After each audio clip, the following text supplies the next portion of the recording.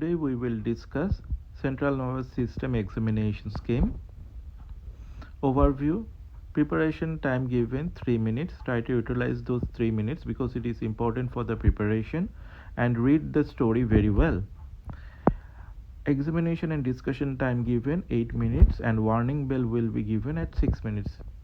Total time allotted 8 minutes, and total marks allotted 8. Introduction. Always greet, introduce yourself and define your roles and responsibility.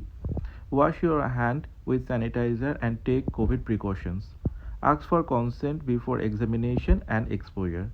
Make rapport by asking small questions like what is your name, what is your school's name, what is your favorite sports, and explain what you are going to do.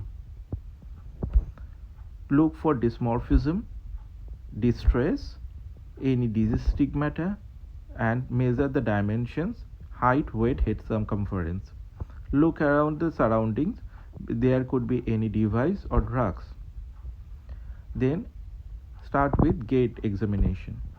It is extremely important. Always do inspection from side, from front, from back, and read the normal walk cycle.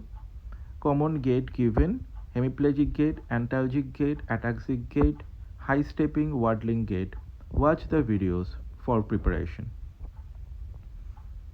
Cranial nerve examination. Start with the first cranial nerve, which is responsible for the smell sensation. Second cranial nerve for the visual acuity. You have to check the visual acuity for distant vision and near vision. Check the color vision, field of vision, and pupillary reflex. Third, fourth, sixth cranial nerve.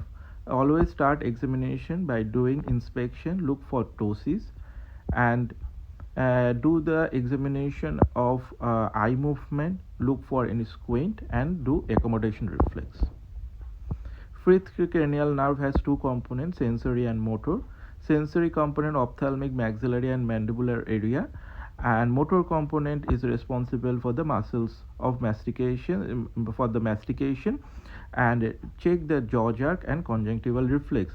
Don't do the conjunctival reflex in examination because it could be painful. And sensory part, in seventh cranial nerve has two parts, sensory and motor.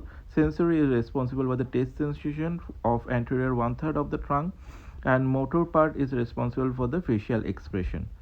Always check for the Bell's palsy.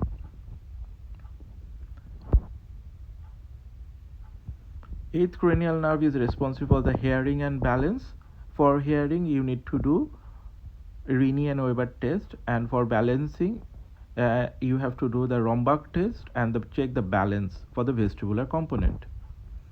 In ninth cranial nerve, the ninth cranial nerve is responsible for the taste sensation in the posterior 1/3 of the tongue and the hard palate, and check the gag reflex, but which is not advisable to do in examination, but mentioned there. And 10th cranial nerve, always check for the voice. Look for any bulbar or pseudobarbal palsy. For 11th cranial nerve, you need to ask the patient to shrug the shoulder and move the head for side to side. For 12th cranial nerve examination, you should ask the patient to take out the tongue and look for any deviation. Tongue will be deviated in weaker side. Next, do the motor system examination. Start with the inspection. Look for any wasting or contracture. Then you need to examine the tone.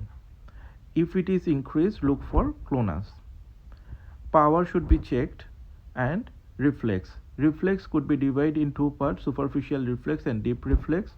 Superficial reflex, you need to perform the plantar reflex. Optional reflexes are hemispheric reflex and abdominal reflex.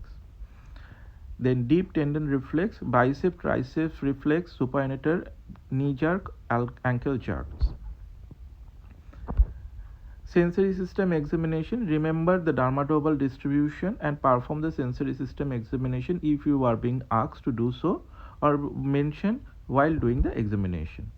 Remember, anterolateral spinothalamic tract is responsible for the nociception, which is pain sensation, thermal sensation, and non-discriminative touch, whereas the posterior column is responsible for the fine touch, vibration sense, joint sense, and two-point discrimination. One patient could be given to assess the cerebellar signs. So read well the cerebellar signs before examination. Start with the examination of the eye. Look for the nystagmus. Then examine the tone. There could be hypotonia. Assess dysdiadochokinesia, pass pointing. There could be loss of balance, ataxia, and pendular knee jerk. There could be intention tremor as well. Then higher function examination. While doing the examination, check the memory and general intelligence, attention span, gross and fine motor coordination, and problem solving activities. In order to finish examination, you should check the head circumference, check the spine, check the skin for neurocutaneous marker, fundoscopy, check the shoe, look for any involuntary movement, and look for primitive reflex if younger patient is given, and check the vitals. Key points: try to assess what type of disability the child is having, try to assess where is the lesion. Management is always multidisciplinary. Common cases given: cerebral palsy, hemiplegia, diplegia, quadriplegia, neurocutaneous syndrome, muscular dystrophy, cellular dysfunction, rarely GBS.